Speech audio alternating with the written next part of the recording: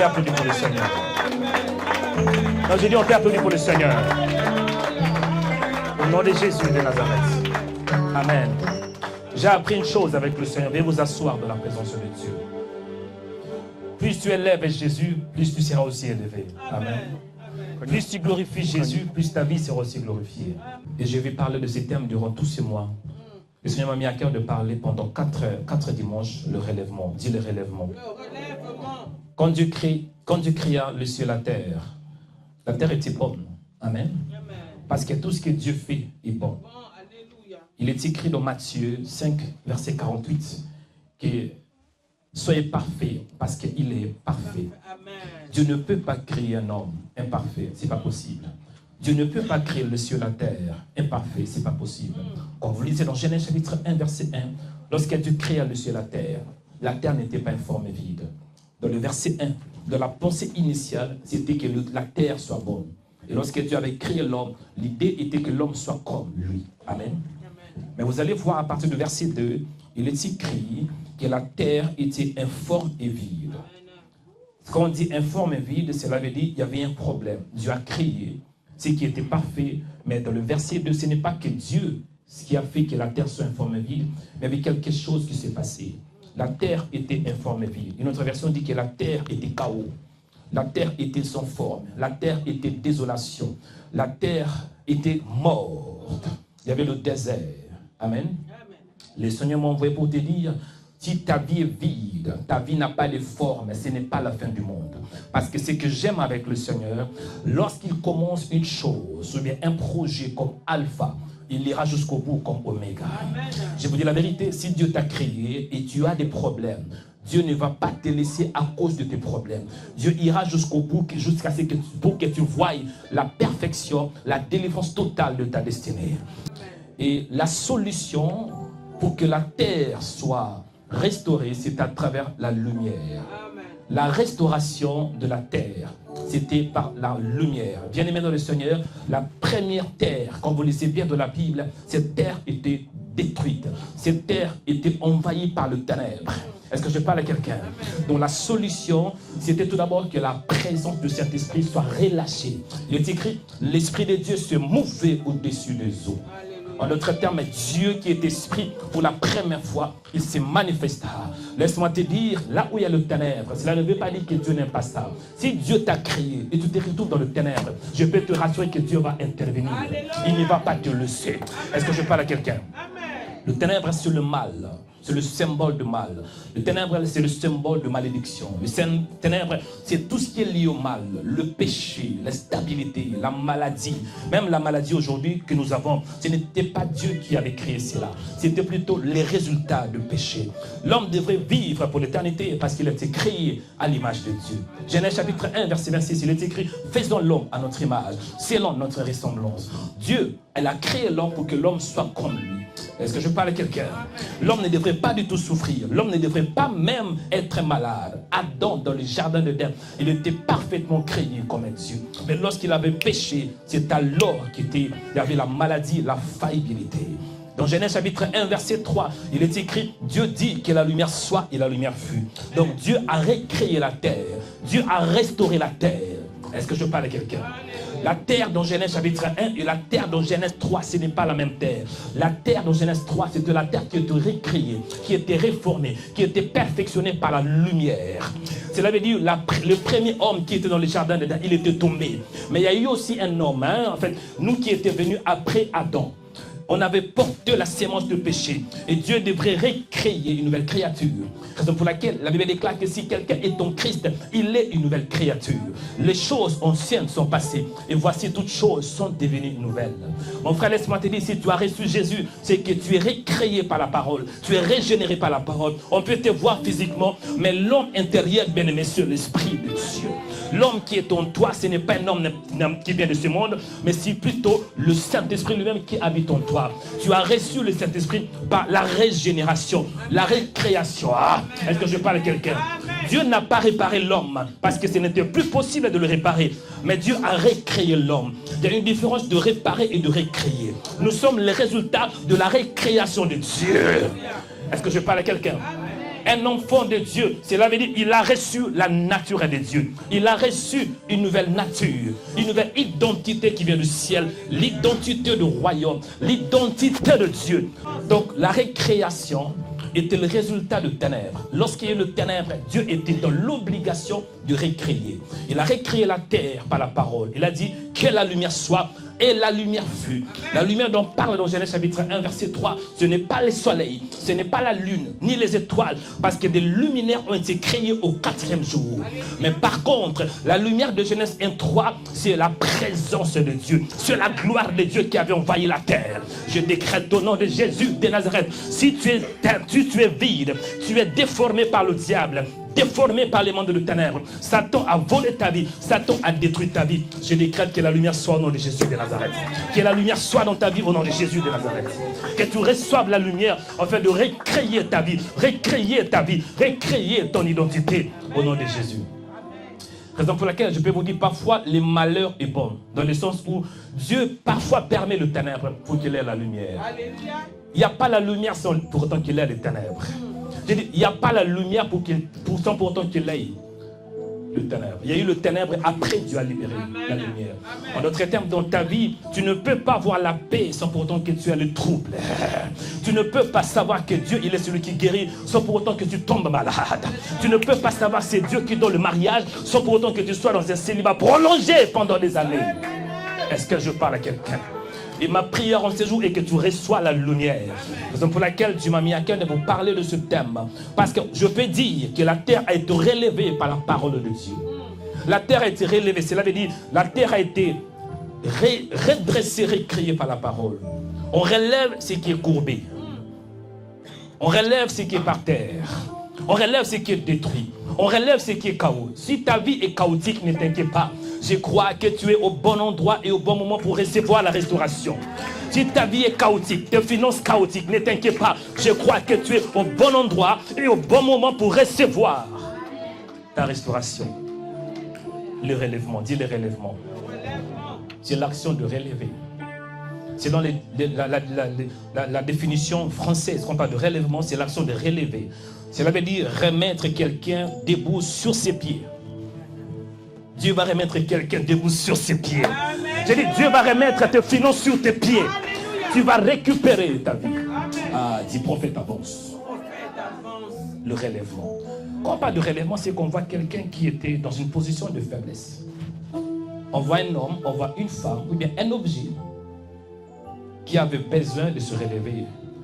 Mais pas d'elle-même, pas de soi-même, c'est plutôt par la parole de Dieu.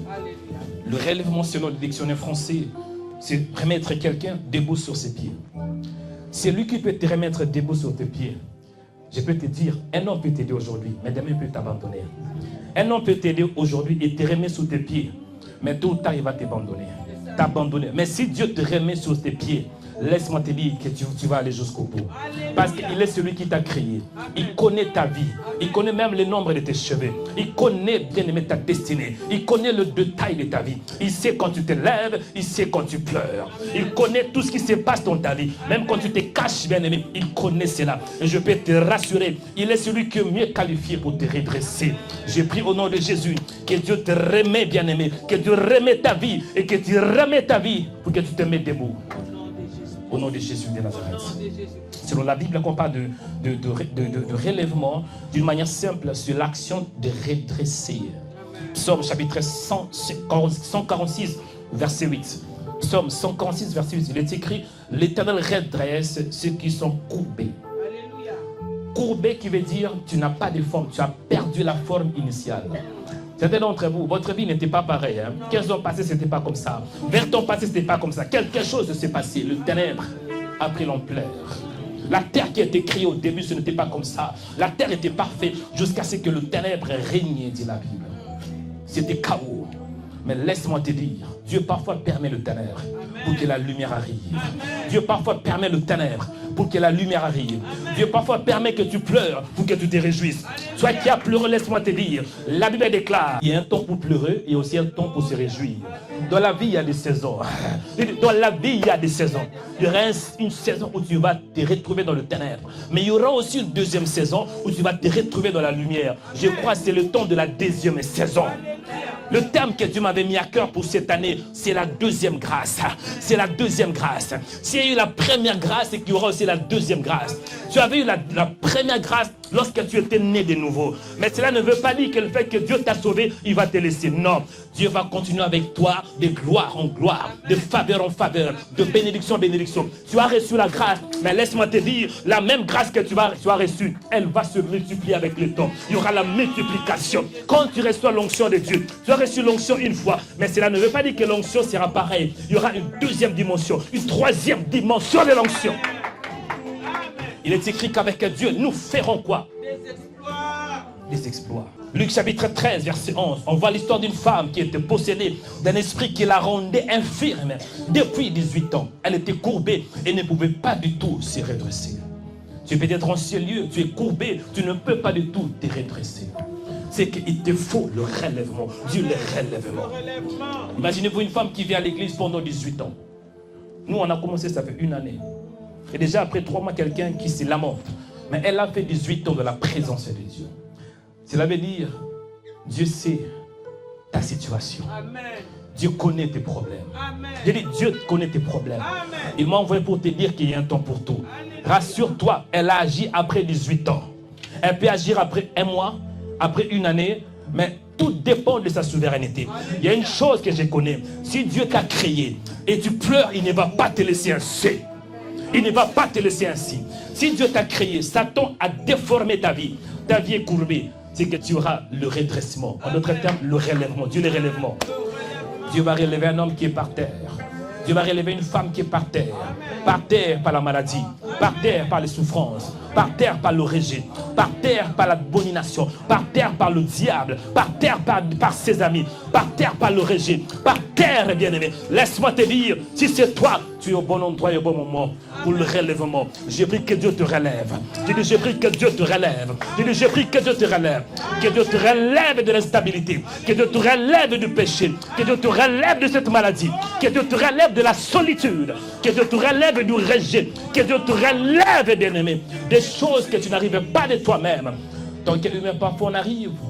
Ça arrive où parfois on est au bout. On regarde à gauche, on regarde à droite. Il n'y a pas d'aide. Laisse-moi te dire, il y a l'ami fidèle qui s'appelle Jésus de Nazareth. Même si tout le monde t'abandonne, lui quand il intervient, c'est pour te sauver. Et quand il veut te sauver, il n'a pas besoin de qui que ce soit. Il n'a pas besoin de la main d'un homme. Il n'a pas besoin de la décision de qui que ce soit. Mais il a plutôt besoin de lui-même. Parce que le Dieu, il est au-dessus de tout. Au-dessus de tout homme. Au-dessus de tout esprit. Au-dessus de toute maladie. Au-dessus de tout nom, bien-aimé. La Bible déclare, c'est pour cela Dieu l'a souverainement élevé, lui a donné un nom. Le nom qui est au-dessus de tout nom. En d'autres termes, tout ce qui existe sur la terre, le nom de Jésus est au-dessus de cela. Maladie, le nom de Jésus est au-dessus de toi. Adieu de Dieu avance. Il y a le message que Dieu m'a donné cet après-midi, c'est le message du relèvement. Est-ce que je parle à quelqu'un? Pourquoi le relèvement? Parce que Dieu parfois permet certaines choses. Le ténèbre, les prisons spirituelles, la maladie, les forces de ténèbres, la malédiction, le péché, l'échec, et aussi l'échec répétitif, l'infirmité, l'instabilité, la solitude, la pauvreté, le malheur, bref, les chaos. Dieu permet cela pour te relever. Dieu permet que tout le monde t'abandonne. Parce que Dieu sait très bien, si tout le monde t'aide, tu auras du mal à le chercher. Et c'est un stratège, bien-aimé. Il sait comment te pousser à le chercher. Il permet les chaos pour que tu te tournes vers lui. Est-ce que je parle à quelqu'un? Il permet, je ne dis pas que c'est Dieu qui est à l'auteur de ténèbres. Mais laisse-moi vous dire, dans la vraie doctrine, est-ce que vous savez que Dieu gère même Satan? Satan est dans le service de Dieu. En d'autres termes, avant que le diable t'attaque, c'est que Dieu lui a donné l'autorisation. Satan ne peut pas t'attaquer. Satan ne peut pas te fouetter de lui-même. Il doit passer par le Seigneur. Je trouve ça bizarre. Un Dieu qui est suprême, un Dieu qui connaît tout, qui est surpris par l'attaque du diable. C'est pas possible. Job a été attaqué par le diable, mais Dieu lui avait donné l'autorisation. Les attaques que tu as aujourd'hui, ma soeur, Dieu a permis cela. Parce que Dieu a permis le mal pour qu'il change le mal en bien. Dieu a permis le ténèbre pour qu'à travers le ténèbre, tu reçoives la lumière. Dieu a permis la maladie pour que lorsqu'il va agir, tu dis que maintenant je reconnais que l'Éternel, il est Adonai Rapha, le Dieu qui guérit. Sans pour autant que tu sois malade, tu ne peux pas savoir. J'ai pris que Dieu te donne un vrai témoignage et qu'il y ait une rencontre personnelle entre toi et le Seigneur. Amen.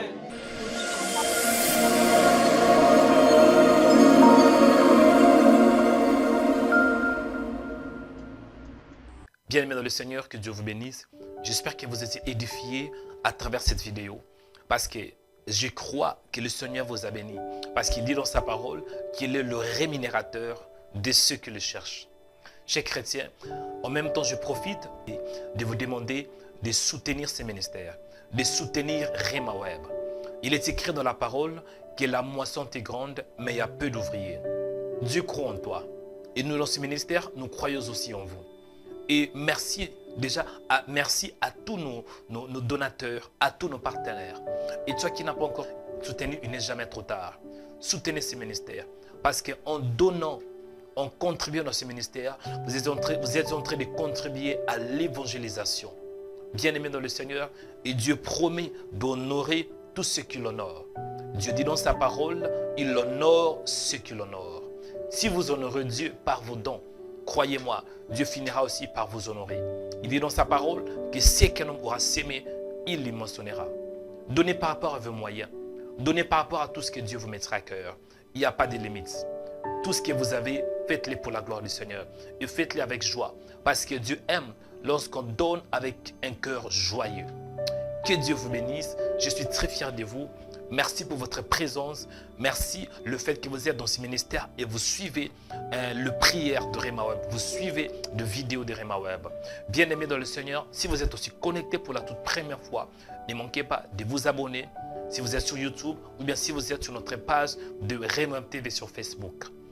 Aimez la vidéo et partagez cette information afin que plusieurs puissent savoir que nous sommes là pour l'évangélisation, pour parler de Jésus-Christ. Dans Rema Web, c'est 100% Jésus, 100% délivrance et 100% onction. Que le Seigneur vous bénisse. C'était le prophète Joël Onikanda. Soyez puissamment bénis. Shalom.